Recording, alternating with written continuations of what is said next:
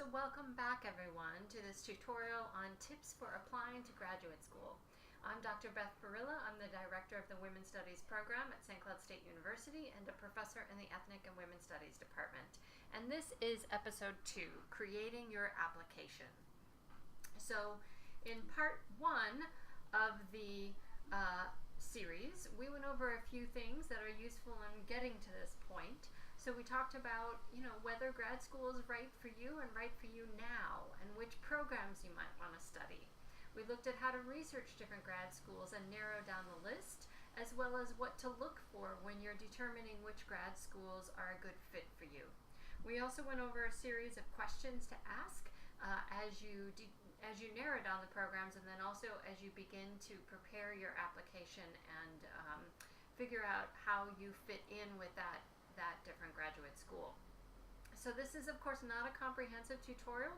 These are just some suggestions to get you heading in the right direction.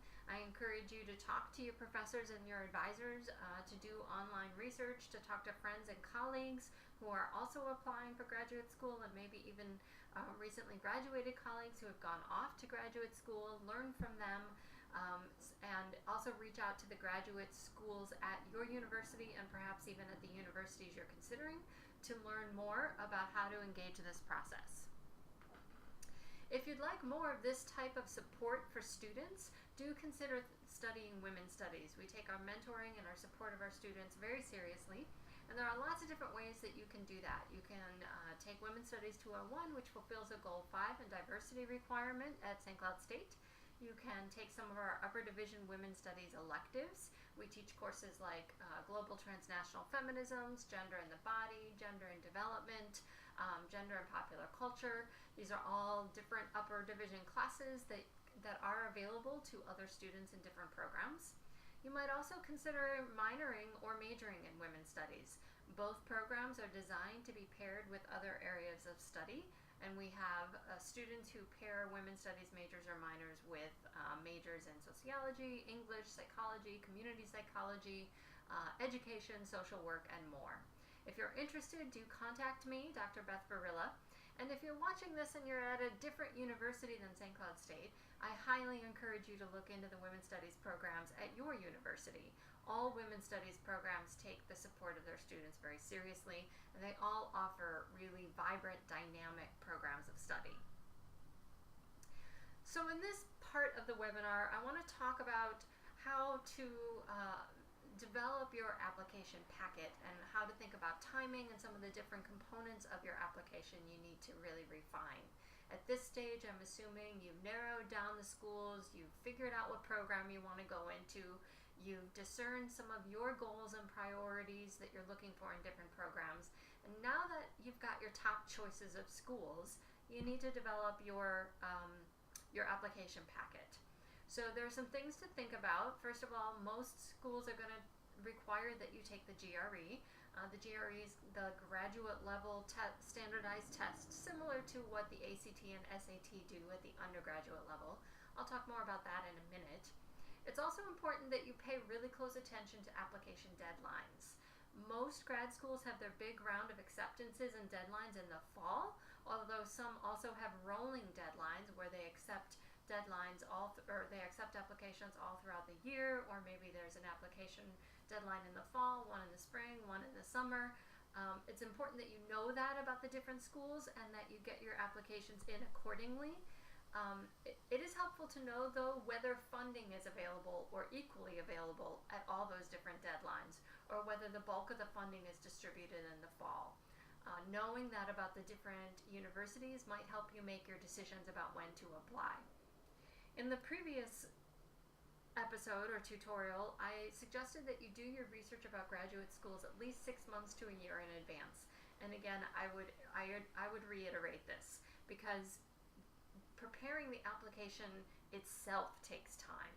It's not something you can whip together and have a quality application, the week before or a night before or even 2 weeks before generally you send it in. You want to spend some time really preparing the application, partly because it costs money, and also because if you really want to go to those schools, and many of those graduate programs are going to be competitive, you want to put time into presenting your best self. So plan ahead and devote time to cultivating and developing the best application possible. So as I mentioned, the GRE is a standardized test at the graduate level, and many schools still require that you take it. Look into whether you need to take the GRE, and if you do, whether you need both the general and a subject area test or only the general. Different schools, different disciplines require different things. When I went to school, I needed to take both the general and the subject test in the literary field. So you should know that in advance. You also need to plan well ahead because the GRE is typically only offered certain times and at certain locations. So you'll want to plan enough ahead that you can take the test and have enough time to get those scores sent to your graduate school.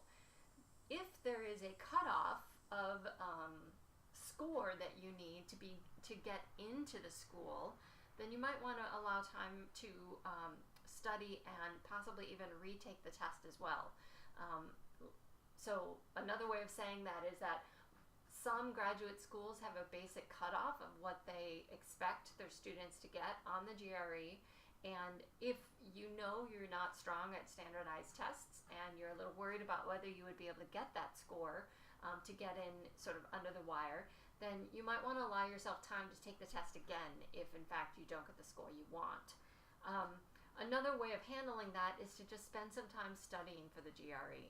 It's a standardized test, so it's not something that I'm particularly fond of or in support of, but there are techniques to learn for how to successfully take standardized tests and books you can get to familiarize yourself with what the GRE is like, and even practice tests and practiced questions that can be really helpful in preparing you so that you can really perform to your best ability when you go into the test itself. And then most applications, in addition to that, also require a personal statement. And this is one of the most important parts of your graduate application process, because the personal statement is going to be the place where you really make yourself stand out and you explain how your interests are a fit for that particular school. Personal statements are generally pretty short, and most graduate websites will give you some guidelines for the personal statement. They're not typically very long, so they need to be well written and focused. I suggest you get some drafts, you look at some examples of other personal statements, and you take your drafts to the Writing Skills Center or the right place, wherever it is at your university where they help you cultivate and strengthen your writing. It would be a really good idea to get someone to look at your personal statement before you send it off. The personal statement is one of just a few writing samples that the graduate school is going to have from you. So you want to spend a good amount of time really crafting it. The personal statement should make clear why your expertise and research interests are a fit for that particular program and why the program is a fit for you. So one of the things I mentioned in the last tutorial is that grad schools aren't just about a student's individual abilities, right? They don't just select people based on a person's, grade point average and GRE scores.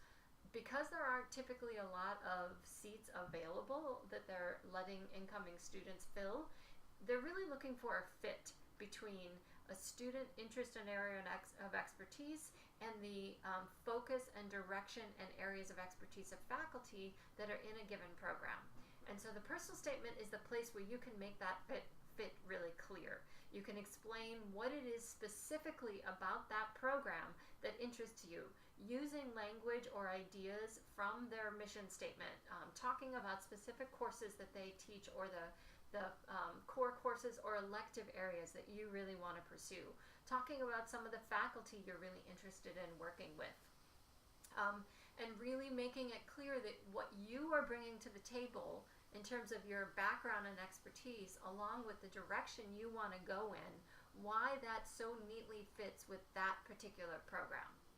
One of the ways you can do that is to also balance a discussion between what you want to do and what you're bringing, as I just said, and why that program is a good fit.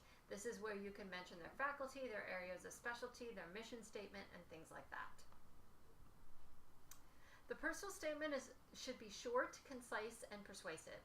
Give some specifics about your undergraduate involvement or a project that you wrote, but also talk more broadly and forward-looking about the kinds of things that you want to study, the areas of expertise and maybe a focus you want to explore. So here are some examples. If you have done something really amazing in your undergraduate career, and I'm sure that you all have, this might be a good place to talk about it. You don't want to focus a lot of time in your personal statement about things that all students have. You want to focus on the things that really make you stand out. So if you organized a conference, if you were a student leader in charge of certain things, if you wrote an award-winning paper, if you edited a literary magazine on campus for a period of years, if you participated in research in your community, those are the kinds of things you might want to highlight and talk a little bit about for a couple of different reasons. One, it will show your capabilities as a student. And of course, in grad school, you're going to need to research more, write more, do more of those kinds of things. So if you talk about things you did in an undergrad that are similar to that, you're proving to the grad committee that you have that capability already and you want to build on it, right? So that's one thing. Second thing, it'll make you stand out as an individual, which is one of the most important things to do in a graduate application. Most graduate schools, especially in gender and feminist and women's studies, get flooded with applications and have only a few positions that they can give out. And so you want your application to be more than a name on a page. You want yourself to be able to distinguish yourself from the other applicants. Right? And one way to do that is to talk about the specific and unique and interesting and impressive things that you did as an undergrad, because that will help people say, oh yeah, so-and-so, she's the person who interned at such and such, right? It will help you stand out. Then you can also talk about how that background that you did in undergraduate studies is laying the groundwork for the kind of direction, focus, research, and leadership you want to enact during grad school. And that can be a bridge where you then talk specifically about what intrigues you about that program and the kind of direction you want to go in your research. If you know for sure the kind of research you want to do, let's say you have a topic that you want to explore or something like that, this would be a good place to name it. And as I mentioned in the last slide, if there are particular faculty you want to work with or something like that, or community organizations in the area of the grad school that you want to work with, this would be a good time to state that as well. Now you want to kind of walk a balance in doing that, because as I mentioned in the last episode, you want to let them know what you're bringing to the table in terms of interests and how those interests match their offerings. But you also don't want to sort of create such a box around yourself that you can't change that or expand once you actually start learning in grad school, right? Because of course you're going to be exposed to new things, new teachers, new areas of study, and you may change what you want to do by the time you do that. But your personal statement is for you to present yourself in a brief, concise, and well-written way, in a way that makes the grad school go, we want this person, right? It's also important that you revise each personal statement to tailor it to each grad school. Grad applications are not something you should do in bulk, where you sort of photocopy and send the same thing off to every school. You need to tailor it to each school to make yourself look like, or to illustrate why you are a fit for each school. And that's one of the reasons why I've encouraged you not to do sort of mass applications, but really narrow it down to the ones you're really interested in, and then tweak each personal statement so that it shows that. Now that doesn't mean you have to write a completely different one for each school. You can keep the bones of the personal statement the same, but in the places where you're saying, here's what intrigues me about your program, that would be the place where you want to tailor it to each university, using, their language from their mission statement and how they talk about themselves and how they present themselves and the unique opportunities that they offer in their grad school, how that applies to what it is you're bringing to the table and what you're interested in. There are lots of resources online for how to write good personal statements. And here are some good ones to start with. There's a good one in this link from Berkeley about writing personal statements. There's another good one from Yale. And then there are some examples online just to give you a general sense of what they might look like. Like some people don't know exactly what a personal statement is or what it might look like.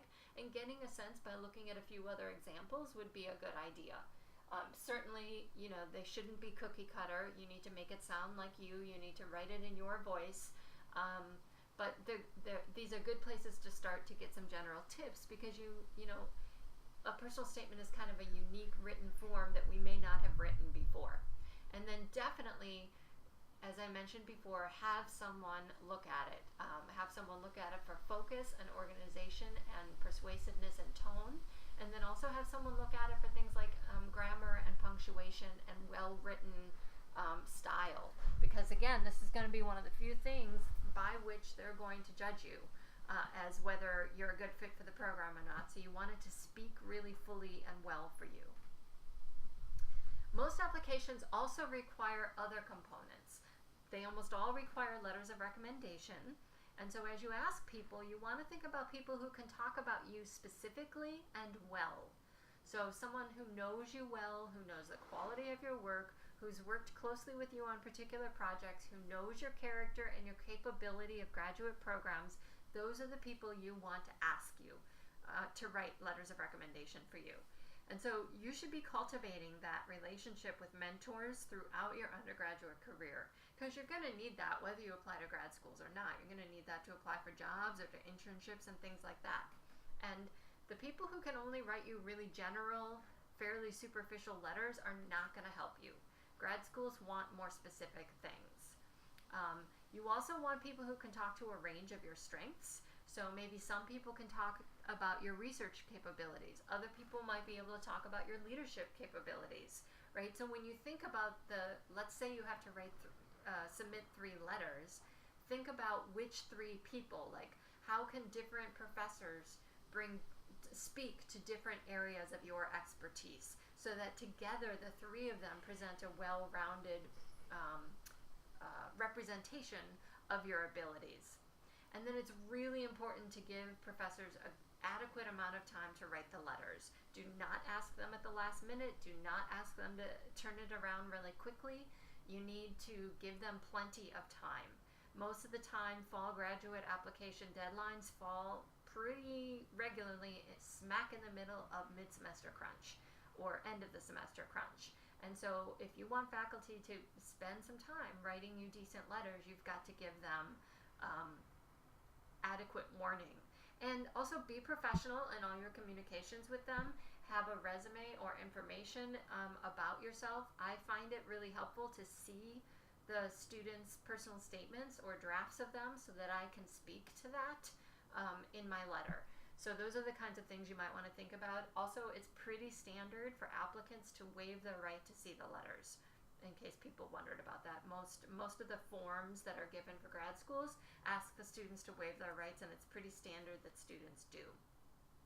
And then most applications also require a writing sample, which is going to be basically a course paper or an independent paper, because grad schools want to know that you can write. They want to know that you can think in complex ways, that you can analyze well, and that you can conduct solid research, because those are the kinds of skills that are required to do well in grad school and that they're going to build upon. So you want to have a paper that tells them that, right? So the piece should be a standalone piece. It should be something that the grad school committee can read and make sense of without having a lot of context.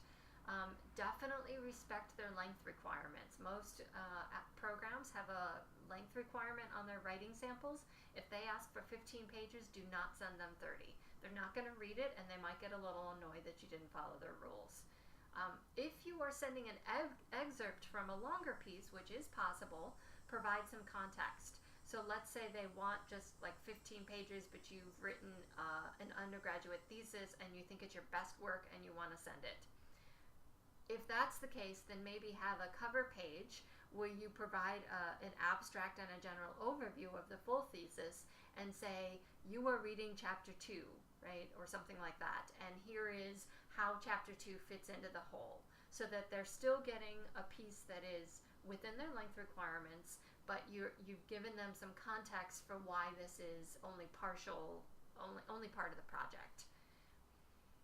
And if you start applying for grad school early enough in advance, then you can be thinking about the need to have a writing sample as you write some of your class papers. You could perhaps even choose a topic for your class paper that feeds really well into the kinds of things you want to study in your grad school, and you can be thinking accordingly as you write that paper so that you can use it as a grad school sample. Again, I suggest you take the writing sample to a Right Place or a writing center to have them look at it before you send it.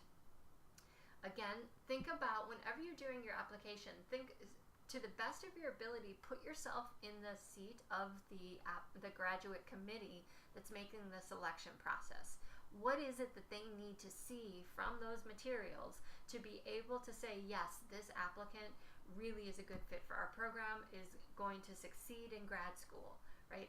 That's what they're looking for when they look at personal statements or writing samples. And so you want to present yourself with that accordingly. Most graduate school applications require possibly the GRE, certainly, of course, a GPA and a completed undergraduate degree, usually letters of recommendation, a writing sample, and a personal statement. Those 5 things are pretty common. There might be some specifics that some other grad schools need, in which case, again, you would just find out on their website. But in general, those are the common things. Prepare them as a packet, tailor them to the schools, present your best self possible, advocate for yourself, and explain to them why you are a good fit for that program and why you've chosen that program out of all the others, to be the place where you want to study. So you send all this off, and you, fingers crossed, you get your top choice. If not your top choice, you get one of the others that you're really excited about. Hopefully all that happens and you get successful acceptances to grad school, and it comes with funding offers, and then you can move on to the next stage of your journey. Fingers crossed that works for everyone. But what if it doesn't? If you don't get accepted to grad school, that's going to be heartbreaking. That's going to be a big disappointment, and it's okay to be really let down if that happens. Try really hard not to be too discouraged, though.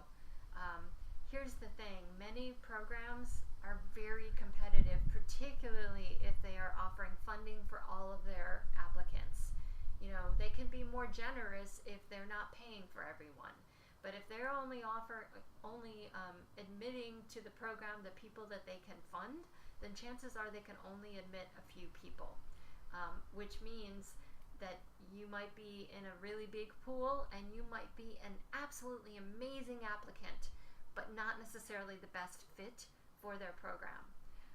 Often a fit between applicants and the program is the key. It's not about your individual qualifications and worth. Let me say that again. If you don't get accepted, it's often not about your qualifications and worth. It's more about, usually, the fit between what the program is looking for and the particular applicants who applied that year, combined with perhaps limited numbers of seats. So if you don't get accepted, and again, I truly hope that you do, but if you don't, it is worth sometimes contacting the graduate director and see what could have strengthened your application. Right? Make it a learning process. You can respectfully email the grad director and say, thank you for letting me know. I, of course, am disappointed, but I understand. I'm interested in any advice you can give me to strengthen my application process or packet. Right? You can respectfully ask for any feedback. They may or may not offer it to you, but if they do, you've learned something that you didn't know before. You could also ask them if they would advise you to apply again next year, if that's something that you could do. If you could put grad school off for a year and ask them, it might be worth asking them if it's worth your time to apply again next year. I mean, don't say it like that. Don't say, is it worth my time? You could say, I'm still really committed and interested in this program. Would I be able to refine my application and apply again next year? And see what they say. It could be that they're having a particularly lean year and that they had to accept fewer people than they usually do. It could be that you almost made the cut, and they probably wouldn't tell you that on the first round, but they might if you express interest in applying again, right? Again, be as respectful as possible, as courteous as possible. You may not get any answer, but if you do, you've learned more than you did before. And definitely apply elsewhere. There have been times in my life when I did not get what I had my heart set on, either the grad school opportunity or the job that I had my heart set on, and I was devastated at first. And then I got a different position, and while at first it seemed like not as good as the first one, ultimately it ended up being the one that I needed. Ultimately, it opened up doors that I didn't know I wanted, right? It created a different path that in the long run ended up working out better for me. That may not always be the case, but sometimes that happens. So while I understand it could be disappointing, try not to get discouraged, learn from the experience, and move forward.